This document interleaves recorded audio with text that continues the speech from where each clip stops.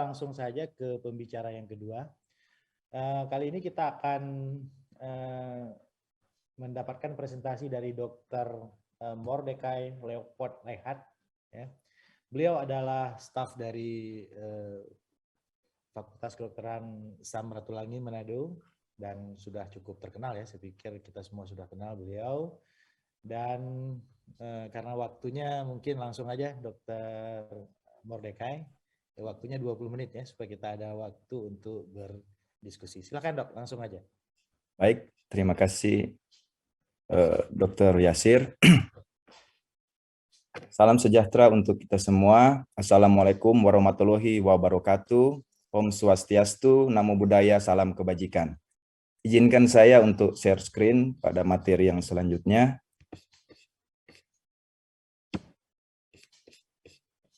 Untuk saat ini saya diberikan kesempatan untuk membawakan materi tentang penanganan kegawat daruratan pernapasan.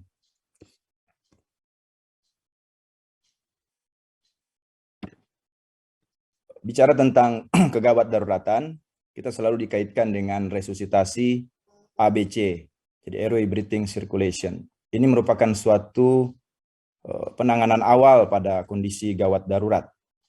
Dan untuk masalah airway dan breathing itu harus menjadi prioritas untuk dinilai maupun ditangani terlebih dahulu.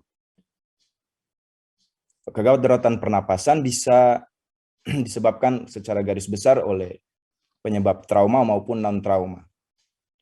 Dan untuk itu diperlukan penilaian patensi jalan napas dan juga keadekuatan atau cukupnya ventilasi.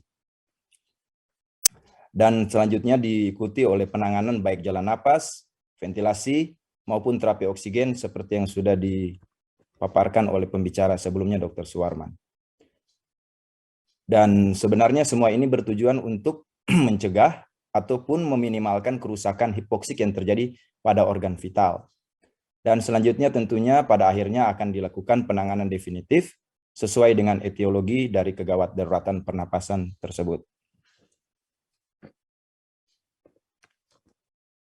Seperti sudah dikatakan tadi bahwa gawat darurat napas itu tentunya akan mengganggu penghantaran oksigen atau delivery oksigen yang selanjutnya akan menyebabkan hipoksia dan bahkan bisa berakibat fatal yaitu terjadi henti jantung. Kalau kita lihat dari data AHA 2020, bila terjadi henti jantung di luar rumah sakit atau out hospital, survival rate itu 10,4%. Sedangkan intra-hospital itu survival rate berkisar sekitar 25,8%. Dari data di Eropa juga 2021 hampir mirip ya, 8% untuk out hospital dan intra hospital itu 15-34%. Ini merupakan outcome yang sudah jauh lebih baik ya sebelum adanya guideline mengenai penanganan cardiac arrest. Tapi kalau kita lihat sebenarnya ini masih kecil ya untuk survival rate. Nah, kita tidak ingin terjadi outcome yang tentunya buruk ya. Oleh karena itu, pada kondisi gawat darurat napas, kita harus segera melakukan identifikasi atau pengenalan serta penanganan dini supaya bisa menghindari outcome yang tidak kita inginkan. Berbicara tentang oxygen delivery, kalau kita lihat bahwa oxygen delivery merupakan hasil dari cardiac output dan konten oksigen di dalam darah arteri. Dan kalau pada sisi arterial oksigen, kita bisa lihat di situ ada dua faktor yang penting di mana oksigen berikatan dengan hemoglobin dan oksigen itu larut di dalam penanganan untuk kegawat daruratan napas, yaitu kita akan melakukan airway management dan terapi oksigen tentunya dan bersinggungan langsung dengan item dari arterial oksigen content, yaitu untuk memperbaiki atau meningkatkan saturasi dan juga tentunya PaO2 atau oksigen yang larut di dalam darah.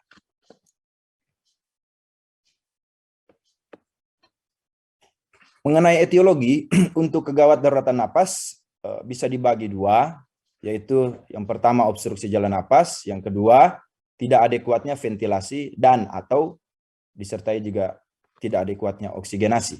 Untuk obstruksi jalan napas bisa disebabkan oleh benda asing baik itu padat maupun cair, dan juga proses infeksi, inflamasi, depresi susunan saraf pusat, ataupun spasme jalan napas. Nah, untuk tidak adekuatnya ventilasi dan atau oksigenasi, bisa juga karena depresi dari pusat napas di susunan saraf pusat, atau berkurangnya respiratory effort atau upaya napas, baik itu karena kelemahan otot, kerusakan saraf ya, baik juga perifer maupun juga saraf spinal, ataupun juga ada kelainan dinding dada. Nah, nyeri juga bisa menyebabkan tidak adekuatnya ventilasi. Selain itu juga kelainan paru ya, baik itu trauma maupun non-trauma, pneumotoraks, hematotoraks, aspirasi, COPD, asma, emboli paru, ARDS, edema paru. Bagaimana kita menilai terjadinya kegawat daruratan napas? Kita menggunakan prinsip look, listen, and feel.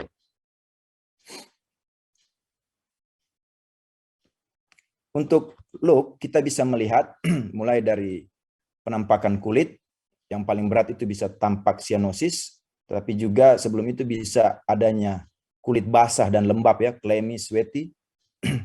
Baru kemudian kita bisa melihat perubahan pola napas dan juga respiratory rate atau kecepatan napasnya. Kita bisa melihat adanya penggunaan otot bantu napas. Kita juga bisa melihat mungkin adanya tracheal tag atau penarikan trakea ke bagian bawah ya, mungkin karena proses obstruksi ataupun proses depresi respiratory distress yang berat. Baru kemudian napas paradoks atau seesaw ya, kalau kita bisa lihat. Baru kemudian ada perubahan status mental, juga kalau kita ada saturasi oksigen. Sekarang kan saturasi oksigen sudah menjadi suatu alat yang rutin ya digunakan, itu bisa kita lihat saturasi oksigen menurun ya. Kemudian juga melihat bagaimana pergerakan dinding dada, apakah simetris ataupun ada bagian yang tertinggal. Untuk listen, kita bisa melihat, kita bisa mendengar dari suara napas ya. Bila kita masih mendengar suara napas, kalaupun itu terjadi obstruksi, berarti itu obstruksi parsial ya. Tapi kalau sudah tidak terdengar suara napas, itu kemungkinan juga ada obstruksi, kemungkinan besar adalah obstruksi total. Berikut ini ada tabel yang kita bisa lihat beberapa karakteristik bunyi yang bisa kita dengar ya, dan apa maknanya. Jadi kalau crowing itu biasanya muncul pada laryngeal spasm atau obstruksi ini seperti apa ya, ayam berkokok ya. Baru kemudian wheezing, nah ini bisa kita dengar dengan stetoskop tentunya, adalah suatu proses obstruksi tapi di lower respiratory, lower airway ya, lower airway. Baru kemudian stridor, biasanya adalah suatu inspiratory noise, tapi ini obstruksi di jalan napas atas ya. Kemudian gargling, ini menunjukkan adanya suatu benda asing berupa cairan ya, atau semi liquid juga di jalan napas. Snoring, nah ini yang sering kita temukan juga, ini karena mengindikasikan adanya partial occluded dari pharynx, di mana lidah jatuh ataupun palatum yang mungkin mengalami pembengkakan atau udem ya. Dengan menggunakan alat stetoskop juga kita bisa mendengarkan suara napas ya, bisa kita temukan rongki. Dan juga pada pemeriksaan fisik berupa perkusi kita bisa dengar suara redup ataupun suara hipersonor di daerah yang harusnya redup, juga seperti daerah jantung ya. Nah, bagaimana dengan feel? Kita bisa merasakan aliran udara. Nah, kalau aliran udara itu berkurang, kita mengasumsikan itu sebagai suatu kondisi terjadinya obstruksi parsial. Sementara pada obstruksi total, kita tidak merasakan adanya aliran udara ya, yang keluar dari hidung ya, ataupun mulut. Kemudian, kita bisa juga meraba untuk posisi trakea ya, apakah dia tertarik atau terdorong ya. Kemudian kita bisa meraba adanya crepitus, misalnya pada kondisi-kondisi emfisema subkutis yang bisa menunjukkan adanya trauma mungkin di daerah jalan napas ataupun trauma di paru-paru ya. Nah, kita masuk kepada penanganan. Jadi tadi salah satu penyebab adalah obstruksi jalan napas oleh benda asing. Kalau kita lihat kejadian ini sering terjadi pada saat korban itu makan ya. Ini sebenarnya dapat ditangani tanpa melibatkan petugas kesehatan atau healthcare provider. Dan ini sering terjadi pada kasus pada anak-anak usia lanjut atau pada orang yang mengalami gangguan menelan. Ini memiliki risiko kematian bila terjadi keterlambatan dalam penanganan. Dan ini berlangsung sangat cepat ya. Baru kemudian intervensi itu sendiri juga bisa menyebabkan bahaya dan kematian tentunya. Kalau kita lihat dari guideline atau algoritmanya, jadi kita harus menilai berat ringannya obstruksi jalan napas itu sendiri. Jadi kalau masih kondisi ringan biasanya itu masih bisa atau mampu batuk ya, efektif cough. Dan penanganannya adalah kita harus segera mengencourage korban untuk batuk ya. Sambil kita terus memantau adanya perburukan menjadi batuknya tidak adekuat dan juga kemudian mungkin bisa terjadi juga penurunan kesadaran ya. Untuk severe airway obstruction atau kondisi yang berat untuk obstruksi jalan napas bisa kita lihat dengan tidak efektifnya batuk ya. Nah, ini penanganannya bisa dibagi dua, baik itu pasien yang masih sadar maupun pasien yang sudah atau korban yang tidak sadar. Untuk pasien yang atau korban yang masih sadar, kita melakukan back blows ya, 5 kali, dan kemudian dilanjutkan dengan 5 kali abdominal thrust atau Heimlich maneuver ya. Dan ini dilakukan secara bergantian. Oke, waktu 5 menit lagi. Baik. Dan untuk pasien yang tidak sadar, itu kita bisa memulai langsung dengan CPR. Ini gambar yang bisa kita lihat bagaimana melakukan back blows dan juga abdominal thrust. Nah, bagaimana guideline untuk obstruksi jalan napas? Kita bisa lihat bahwa ada beberapa guideline masih sama dengan rekomendasi yang masih sama dengan guideline sebelumnya, tapi mungkin di sini yang ditambahkan adalah penggunaan daripada alat-alat untuk mengambil benda asing yaitu magil forceps ya. Jadi kalau magil forceps itu diupayakan harus oleh petugas kesehatan yang terlatih. Untuk penggunaan suction juga tidak dianjurkan untuk rutin digunakan. Nah, untuk pengelolaan jalan napas kita bisa membuka jalan napas dengan 2 metode yaitu head tilt, chin lift ataupun jaw thrust. Nah, keduanya memiliki keuntungan dan kerugian masing-masing, dari mana untuk jaw thrust ini biasanya digunakan pada kondisi kecurigaan adanya cedera servikal. Nah, kita juga membutuhkan airway adjuncts ya untuk pengelolaan jalan napas. Jadi yang pertama itu yang paling sering kita temukan adalah OPA atau oropharyngeal airways dan juga nasopharyngeal airways. Di mana masing-masing memiliki indikasi dan juga keuntungan dan kerugiannya. Untuk oropharyngeal kalau kita lihat dikenal juga sebagai Goodell, dan ini diindikasikan pada pasien yang tidak sadar ya sama sekali atau tersedasi tapi tanpa adanya gag reflex. Karena kenapa dia dapat memicu laryngospasme dan juga memicu muntah. Sedangkan NPA ini lebih dapat ditolerir oleh pasien atau korban, tetapi kita tidak bisa gunakan pada kondisi curiga fraktur basis krani dan juga koagulopati. Ini cara penggunaannya bagaimana sizingnya, yaitu untuk Goodell maupun ini untuk nasopharyngeal airway ya. Biasanya lebih banyak digunakan pada yang bagian kanan, hidung kanan. Nah, untuk airway adjunct yang berikut adalah SGA atau supraglottic airway device. Ini kita bisa lihat jenis-jenisnya. Ada yang paling sering kita temukan adalah laryngeal mask airway atau LMA. Ini banyak jenisnya juga. Baru kemudian ada laryngeal tube dan juga ada combi tube. Isi tube ini masuk juga kategori supraglottic maupun infraglottic. Nah, ini dikasihkan untuk kondisi-kondisi di mana susah kita melakukan ventilasi back mask dan juga susah intubasi endotrakeal. Ini adalah gambar untuk bagaimana menginsersi juga LMA dan juga ini untuk laryngeal tube ya.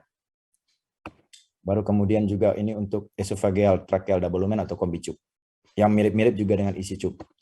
Nah, untuk bantuan ventilasi indikasinya itu untuk pasien apnu atau pasien napas spontan tapi tidak adekuat. Baru kemudian indikasi lain adalah mengurangi work of breathing. Nah, keberhasilan itu tergantung pada bagaimana kita bisa membuka jalan napas untuk mempertahankan jalan napas. Jadi syaratnya harus bisa membuka jalan napas, kemudian kita bisa melakukan bantuan ventilasi manual. Baru kemudian kita harus ada seal ya, ada sekat yang bagus antara wajah dan masker pasien. Dan biasanya bantuan ventilasi manual ini akan dilanjutkan dengan proses intubasi ataupun bisa dilanjutkan dengan bantuan ventilasi mekanik sampai penyebab tidak adekuatnya ventilasi itu bisa kita atasi. Nah, ini cara untuk single handed maupun two handed ya untuk penempatan dari face mask. Nah, intubasi trakeal. Intubasi trakeal dengan menggunakan cup yang ada cuff atau ada balonnya itu merupakan dianggap sebagai suatu metode paling baik ya untuk mempertahankan jalan napas yang clear maupun secure. Indikasinya untuk airway protection, relief obstruksi ya, sampai kepada fasilitasi untuk suctioning atau pulmonary toilet. Kalau kita lihat persiapan untuk airway management itu ada mnemoniknya ya, SOPMI, jadi mulai dari suction, bagaimana kita menyiapkan oksigen, kemudian airways-nya yang sudah saya jelaskan tadi, ada juga airway adjuncts ya, kemudian pemilihan ETT, satu nomor di atas, satu nomor di bawah, kemudian posisi, di sini termasuk posisi untuk intubasi itu harus sniffing position, kalau pada orang yang obes mungkin dengan REM position, kemudian monitoring dan medikasi di sini setidaknya menggunakan pulse oximeter dan juga end-tidal. Baru dipertimbangkan juga untuk obat-obat memfasilitasi, baik untuk fasilitasi misalnya proses rapid sequence induction atau intubation, itu bisa kita gunakan hipnotik, pemumpu otot, dan juga obat sedasi dan analgesi untuk post intubasi. Alat-alat atau equipment seperti kita ketahui tadi sudah disebutkan juga laryngoskop dan macam-macam sampai kepada plaster tentunya ya. Nah, ini juga untuk pendekatannya sama ya seperti tadi. Dan kemudian bagaimana kita menilai kemungkinan adanya airway difficult ya. Nah, ini kita menggunakan mnemonic lemon ya. Kita bisa look externally, kita perhatikan habitus pasien, mungkin ada kelainan anatomi pada kepala dan leher, sampai kepada kondisi di mana banyak atau berjanggut ya.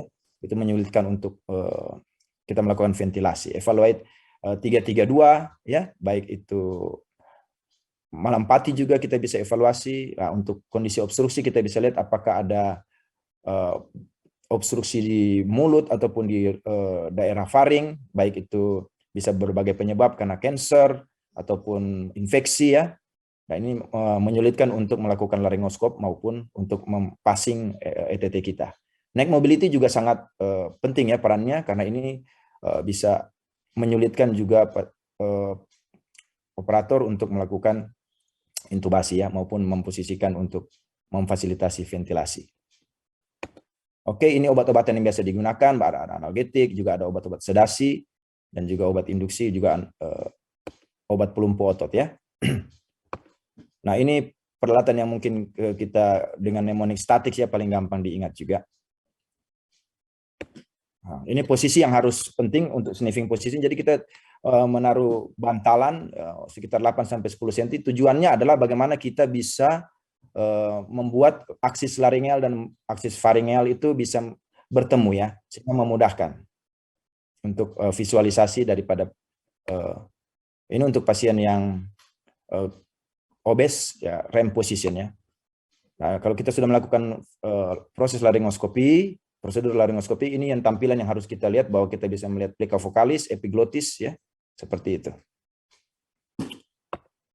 Nah, kita akan menginsersi ETT itu ke dalam laring rima glotis, baru kemudian kira-kira itu 2-3 cm di atas karina. Ada batas ya, kalau ETT kita lihat ada batas hitamnya, itu bisa kita letakkan pada plica vocalis.